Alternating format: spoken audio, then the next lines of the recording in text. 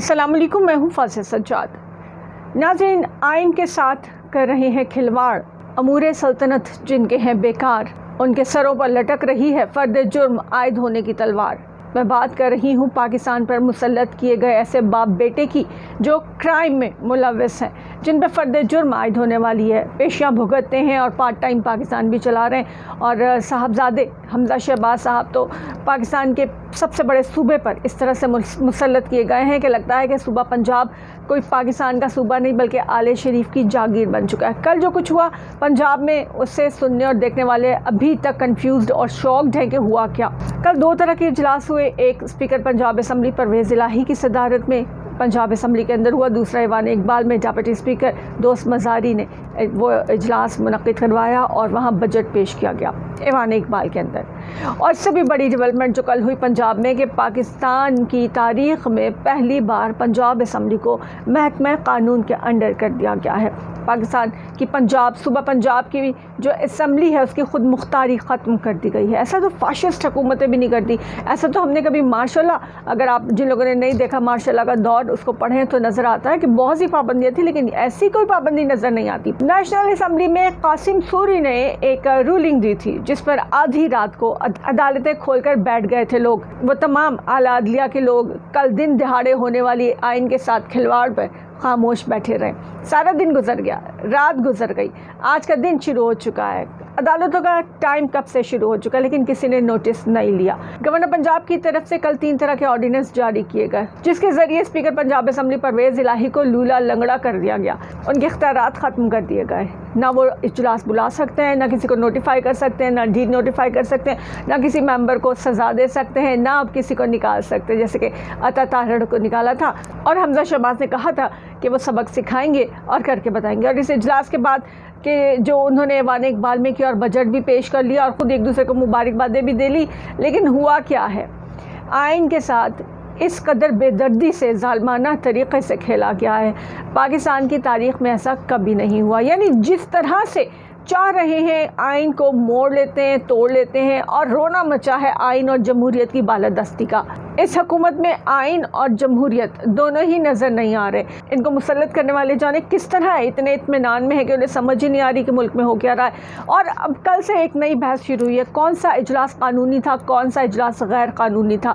तो इसमें एक सिंपल सी बात है कि स्पीकर पंजाब असम्बली परवेज़ इलाही अभी अपने ओहदे पर मौजूद हैं और इजलास उन्हीं की ज़ेर सदारत होगा। गवर्नर की जारी करदा ऑर्डिनेंस की वैल्यू नहीं रहती अगर उसको कानूनी तौर पर देखा जाए कि इससे पहले फ्लैटिस के वज़ीर आला बने, पुलिस के वज़ीर आला बने हमजा शहबाज ज़बरदस्ती और DC कर दिया गया मुनहरिफ अरकान को। लेकिन अदालतें, आधी रात को खुलने वाली अदालतें अभी तक उन 5 मेंबर्स के बारे में फ़ैसला नहीं कर पाई तहरीक इंसाफ के, जो मखसूस सीटों पर मुंतखब थे, क्योंकि जैसे ही उन्हें वापस तहरीक इंसाफ को दिया जाएगा या उनको डी-सीट किया जाएगा तो उसके बाद हमजा शहबाज की अक्सरियत तो ख़त्म हो जाएगी। वो इत्तेमाद का वोट लेने में शायद नाकाम हो जाए, चाहे जितनी भी कोशिश करें। लेकिन एक्चुअली क्योंकि फेविकॉल से ज़्यादा मजबूत जोड़ने वाली एल्फी लगी हुई है इस वक्त इनको, इस्टेब्लिशमेंट की एल्फी, कि ये जो भानमती का कुंभा है जो कि बिखर जाए फ़ौरन से, लेकिन इनको इस्टेब्लिशमेंट की एल्फी ने जोड़ कर रखा हुआ है, तो इस वजह से ये मनमानियाँ करते फिर रहे हैं। अब जो बहस शुरू हुई है कि कौन सा इजलास कानूनी था, कौन सा गैर कानूनी, तो डेफिनेटली स्पीकर पंजाब असम्बली ने बुलाया जो इजलास था वही कानूनी कहलाता है। लेकिन दूसरी जानिब जो गवर्नर साहब ने ऑर्डिनेंस जारी कर दिए हैं, सरासर बेईमानी, ज़्यादती, पाकिस्तान और पाकिस्तानी कौम के साथ बदतरीन मजाक है ये, बेहुदा मजाक है ये। दूसरी बात है कि चौधरी परवेज़ इलाही को अदम एतमाद के ज़रिए अभी ये फारिग नहीं कर सकते, और क्योंकि इस भानमती के कुंबे के पास और हमजा शहबाज के पास जो कि फ़र्द जुर्म आयद होने का इंतज़ार करने वाले मुलजिम है और बहुत से सबूत मंजर-ए-आम पर आ चुके हैं। मकसूद चपड़ा से अल्लाह की मग़फ़िरत करे, वो तो इस दुनिया से जा चुका है। डॉक्टर रिजवान इस दुनिया से जा चुके हैं। नवी साहब की हालत बड़ी ख़राब है। इस बाप बेटे के केसेस से जुड़े या शरीफ ख़ानदान के केसेस से जुड़े लोगों की शायद बारियाँ लग चुकी हैं इस दुनिया से जाने की, इन केसेस की वजह से शायद। तो अभी इस कंडीशन ये कि चौधरी परवेज़ इलाही को तो ये अदम एतमाद के ज़रिए हटा नहीं सकते क्योंकि इनके पास नंबर्स पूरे नहीं हैं। तो तरीक़े सारे वो अपना रहे हैं कि जिसके ज़रिए उनके इख्तियारात ख़त्म कर दिए जाए और पंजाब जो है वो जाती उम्र से रिलेटेड कोई सल्तनत बन जाए। सूबा पंजाब पाकिस्तान का सूबा नहीं बल्कि आले शरीफ की जागीर बनकर रह जाए। और मुंह उठाकर जो दिल करे ये लोग करना चाहें वो कर ले, चाहे अपने केसेस ख़त्म करें, चाहे ECL से नाम निकलवा दें, चाहे बदतरीन शैलिंग कर दें प्रोटेस्ट करने वालों पे, चाहे चादर चार दीवारी का तकद्दुस पामाल करें, चाहे लोगों को घरों से उठा लें, जो दिल चाहता है करें, एक्सपायर्ड टीयर गैसेस का इस्तेमाल करें। अभी तो जून आ गया, अभी तो जून की वही तारीख आ गई कि जो इन्होंने मॉडल टाउन में पहले किया था, ये वही कातिल हैं, ये वही मफरूर है, ये वही इश्तिहारी हैं। प्राइम मिनिस्टर जिन्हें क्राइम मिनिस्टर उनके केसेस की वजह से कहा जाता है, उन समेत इनकी आधी से ज़्यादा काबीना ज़मानतों पे है, मुख्तलिफ केसेस में मतलूब है, इश्तिहारी करार दिए गए हैं इनकी औलादों को। इसके बावजूद ये लोग हम पे मुसल्लत किए गए। उनको मुसल्लत करने वालों ने भी शर्म नहीं की, एहसास नहीं किया कि किन लोगों को मुसल्लत कर रहे हैं। चले आपको इमरान खान को निकालना था निकाल देते, लेकिन कुछ पूरे मुल्क में ढंग के 100 लोग नहीं मिले कि जिन्हें हुकूमत दी जा सकती। दूसरी जानिब मुन्नी सिलाही पर केस कर दिया गया FIA की जानिब से और कहा गया कि मनी लॉन्ड्रिंग का एक बहुत बड़ा केस है, उनके फ्रंटमैन 2 गिरफ्तार कर लिए गए। तो मुन्नी सिलाही FIA के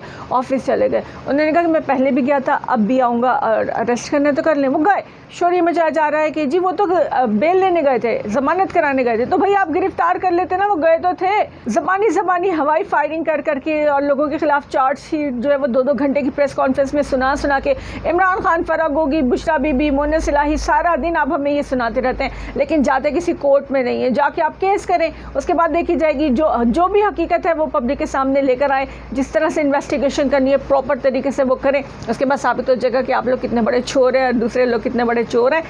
पब्लिक को इससे कोई कंसर्न नहीं कि कौन कितना बड़ा चोर है, पब्लिक को ईमानदार लोग चाहिए अब। और पब्लिक तंग आ चुकी है रोज़ बरोज़ बढ़ती महंगाई से, रोज़ बरोज़ बढ़ती पेट्रोलियम प्राइसेस से, रोज़ बरोज़ होते इन तमाशों की वजह से, जहां आइन 24 घंटे ये लोग आइन की तकरार करते हैं, लेकिन आइन के पहले 2 पेजेस आज तक ये 75 सालों में आवाम को नहीं दे सके।